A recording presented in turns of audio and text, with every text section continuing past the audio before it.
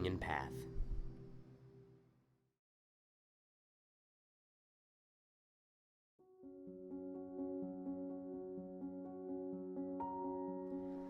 Patrick dressed in his finest gear as he readied himself for the battle to come. He put on his favorite Shrek shirt and his Shrek underwear. As Patrick dressed, he began to stare at Shrek on his shirt, the warm smile the ogre gave him, his smooth green skin that seemed to sparkle with semen.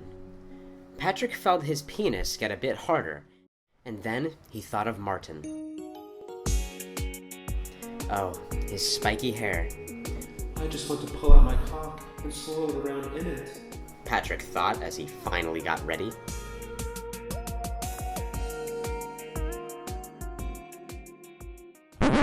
That's when he began to hear Urkel outside, shrieking like a girl, as a man in a cloak began to approach the camp with an army of 10 Drek supremacies.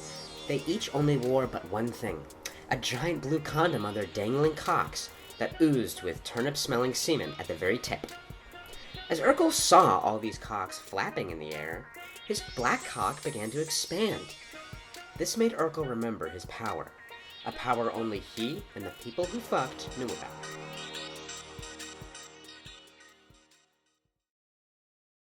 Next outside was Martin.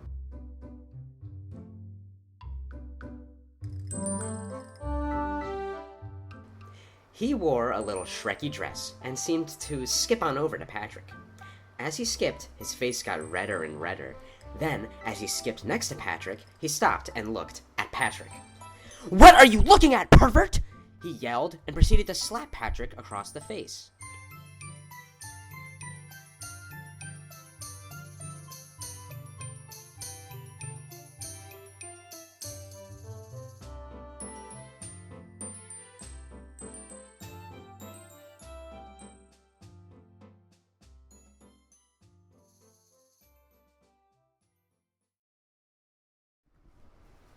The Drek men were now in plain sight, and had begun to burn all the onions on the path. The hooded figure kept talking. Then he removed his cloak, revealing his true form. At first, it took a while for Patrick to realize what he was staring at. The man was much smaller than he thought. In fact, he was only a foot tall. He also was furry from head to tail, besides on his huge red erected cock. The furry figure spoke. Did you know that all prairie dogs are gay? All of them. His squeaky voice and funny comment made Patrick laugh. Then suddenly, the little furry thing squeaked again. I am the king of the prairie dogs, Josh Peck. I and my kind have joined the Dreks to dethrone you and all the fellow gay boys. It all made sense now. He did look an awful lot like Josh Peck, if Josh Peck were ever a prairie dog. Urkel spoke. Oh yeah? You can go stick a plate of hot macaroni and cheese up your ass, then fart it out and eat it. Josh Peck looked at Urkel and frowned at him, outraged at what he had heard. The last person who insulted me was my sister, iCarly. I fought her over the Yemen River and totally fucked her up, you piece of Shrek. Josh Peck yelled as he began to dig. Why is he digging? Patrick thought, as Tim Allen, naked as always, waddled on over to the gay boys with a screwdriver in his asshole. I'll take care of this, Drek, Tim Allen screamed as he pointed his asshole directly at Josh Peck and farted out the screwdriver with such a force it seemed to be a bullet. Tim Allen chuckled as the screwdriver slammed into Josh Peck's big pink cock. He had him, Patrick thought. Josh Peck would be no more.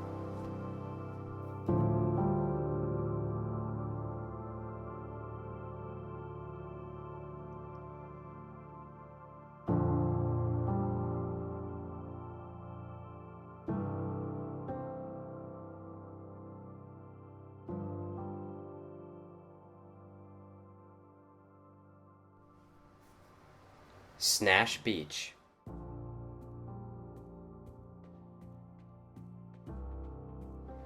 Snash walked along the empty shore of the beach that was once named the Dick Beach. The beach he had conquered and deserved to rule. But not all were happy with his little conquest. The previous gay boys, who once frolicked along the beaches, now were his slaves and wished him dead. Snash then remembered why he came on the shores of this beach. Snash walked over to the water and began to pray to his almighty ogre lord, Drek. He prayed for a bigger cock, a fatter belly, and nicer glasses. When he was finished, he suddenly realized a horse rider stood beside him, hanging the House of Snash sigil. The sigil was a fat chode wearing glasses towards the tip. How fitting, our glasses and a cock, He thought. The man kneeled down, bowing to Snash, and spoke. My name is Pert. I come from the port of Snash, and I come with grave news. There are gay boy slaves chanting, King of the Gay Boys, over and over, refusing to work for us. Snash, what shall we do? Snash pulled out his cock as he began to get angry with the thought of a slave uprise.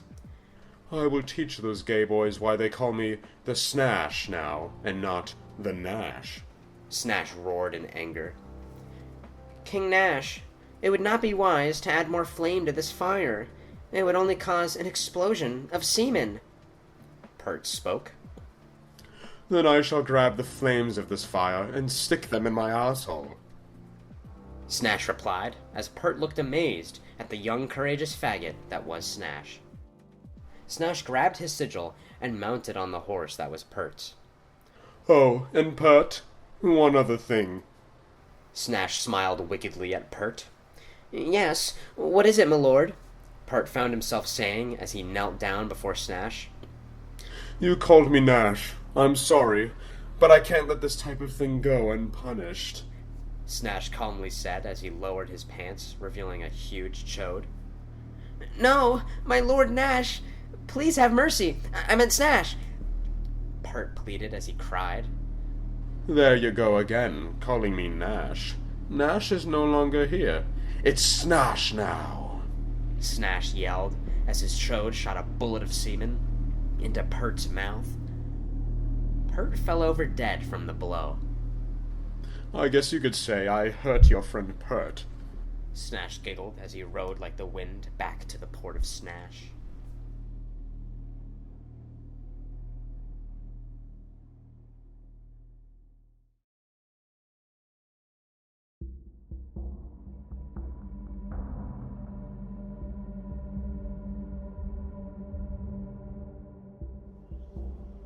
The Eye of Nye.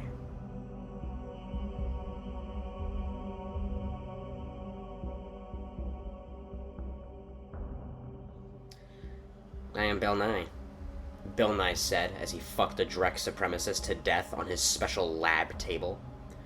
This land will be ours for our mighty ogre lord Drek. The Drek supremacist shouted as he felt his final heartbeat.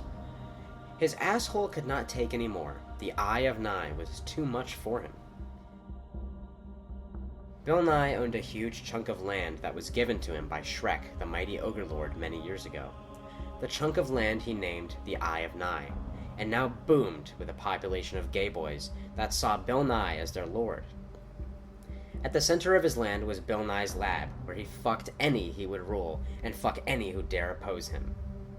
As Bill Nye washed his cock, he heard a loud bell ring over and over in his lab. The bell simply repeated, Bill, Bill, Bill, Bill, Bill, Bill, Bill, Bill, over and over. Bill knew what that meant. Invaders meant to attack his land and the House of Nye. Bill Nye grabbed his lab coat and walked out of his lab to see his army of gay boys outside, cocks out and ready to go.